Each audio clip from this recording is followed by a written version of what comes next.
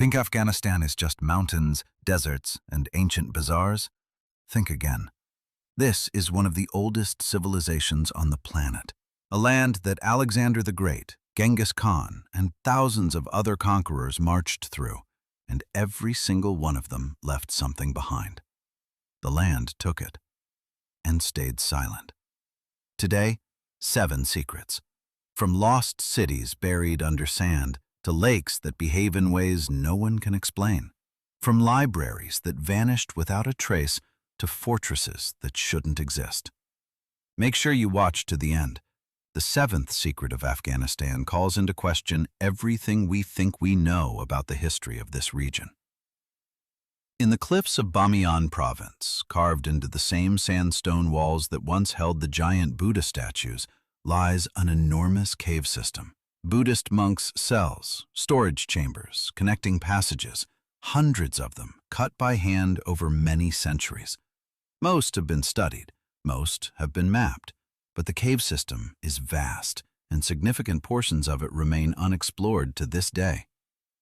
The Taliban's destruction of the Buddha statues in 2001 drew the world's attention to Bamiyan, and also, quietly, to what may still be hidden inside the cliffs around them. Archaeologists working in the region have consistently noted that the scale of the cave network is far larger than what would have been needed for the monastic community that lived there.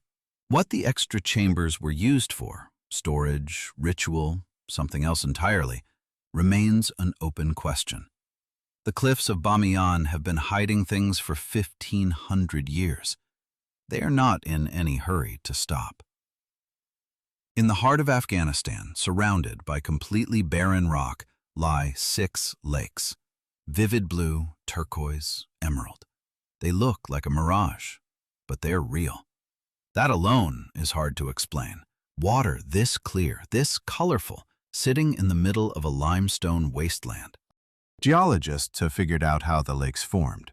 Natural travertine dams built up over thousands of years by mineral-rich water depositing calcium carbonate as it flows. The origin? Explained. The behavior? Not entirely. Each of the 6 lakes maintains its own distinct temperature, independently of the season and independently of the weather. The boundary between them runs along the dam lines. Step a few feet in either direction, and the temperature shifts noticeably. The lakes became Afghanistan's first national park in 2009. Visitors who make it there, and getting there is not easy, consistently describe the experience the same way. The color of the water doesn't look real.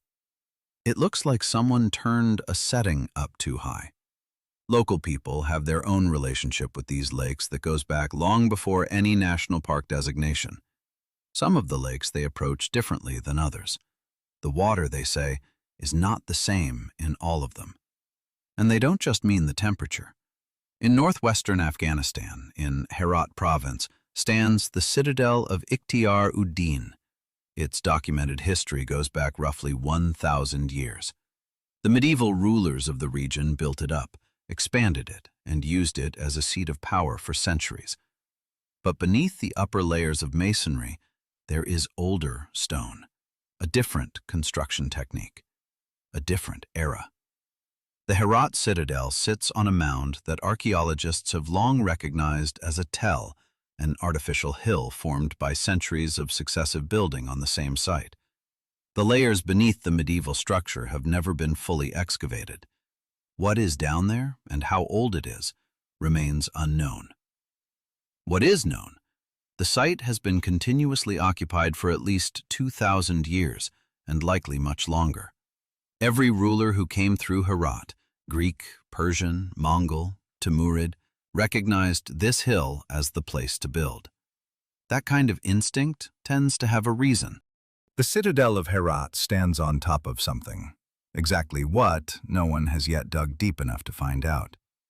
In the 11th century, Ghazni was one of the great cultural centers of the Islamic world.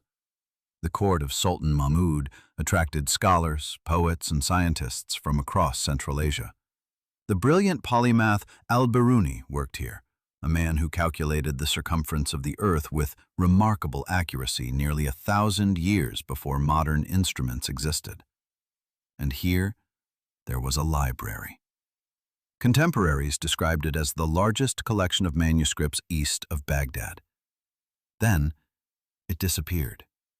It didn't burn, it wasn't looted. According to historical sources from the period, the manuscripts were simply gone. What happened to them was already a mystery by the 12th century. The most widely discussed theory among historians, the library was deliberately hidden rather than destroyed. Ghazni sits on a network of underground passages and chambers that have been confirmed to exist beneath the old city. Systematic archaeological excavation of those passages has never been carried out. The city has been continuously inhabited, and in recent decades, the conditions for careful excavation simply haven't existed. Whether the manuscripts of Ghazni's great library are still down there, preserved in the dark for 900 years, or whether they were moved, scattered, or simply lost to time, no one knows. In Bamiyan province, not far from the niches where the Buddha statues once stood, there is a valley locals call the Valley of Silence. The name is accurate. There is no echo here.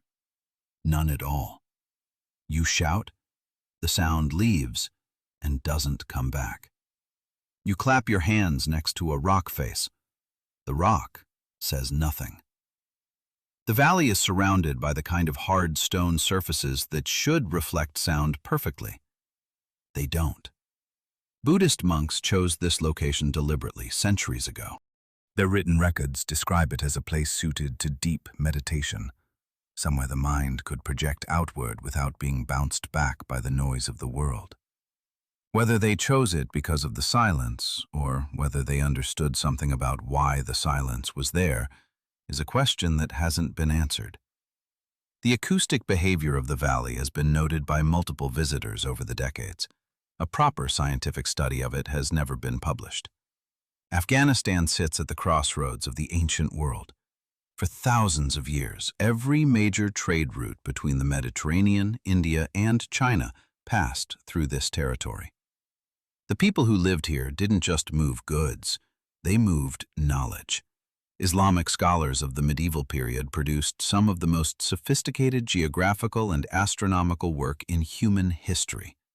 Al-Biruni alone, working in Ghazni in the early 11th century, produced accurate measurements of the Earth's radius, mapped coastlines, and wrote detailed geographical descriptions of regions from Spain to Southeast Asia. That tradition of precise geographical knowledge in this part of the world is real and documented, which makes the manuscripts that have survived, and those that haven't, all the more significant. Afghan archives and private collections have held manuscripts that predate European cartographic methods by centuries.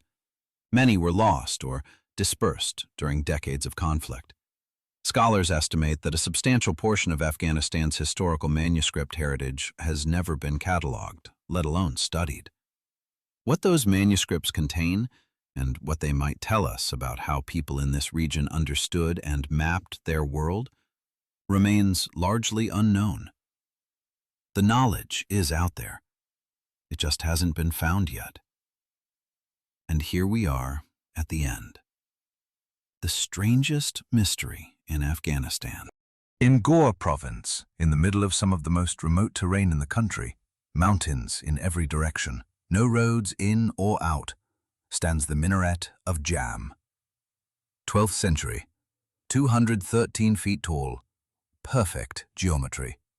Intricate decorative brickwork that rivals the finest examples of Islamic architecture anywhere in the world. It stands alone, no city around it, no mosque beside it, no trace of any settlement in the surrounding valley. This makes no architectural sense. A minaret is not a standalone structure. It is always part of a complex, attached to a mosque, which stands in a city. You don't build one by itself. You especially don't build one of this scale, with this level of craftsmanship, in a place that has no roads and no obvious reason for anyone to be there. And yet, here it is. UNESCO added it to the World Heritage List and noted directly in their report that the question of why this minaret was built in this specific location remains completely open. The city that should be nearby has not been found. Some researchers believe it lies buried under the valley floor, waiting for excavation that the region's inaccessibility has made nearly impossible. Others think the minaret may have marked something, a boundary, a sacred site, a location that had meaning to the people who built it that we simply don't understand yet. One of the most extraordinary human-made structures in Asia, standing alone in a valley most people will never reach. Still waiting to be explained. 7 secrets, 7 questions without answers. Afghanistan is not what it looks like at first glance. Beneath the layers of dust and time, this land holds the traces of civilizations so sophisticated that we still can't fully explain what they left behind. Caves carved into cliffs that go deeper than anyone has mapped. Lakes that behave by their own rules. A fortress built on top of something far older. A library that didn't burn, it vanished. A valley where sound goes and doesn't come back.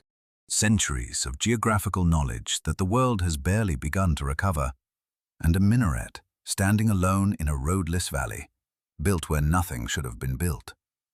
Afghanistan keeps its secrets the way it keeps its mountains, quietly, patiently, across thousands of years. Thank you for watching all the way to the end, and remember, the deepest mysteries are not hidden in the oceans or in outer space. They are hidden in the ground beneath our feet. Most people just never think to look down.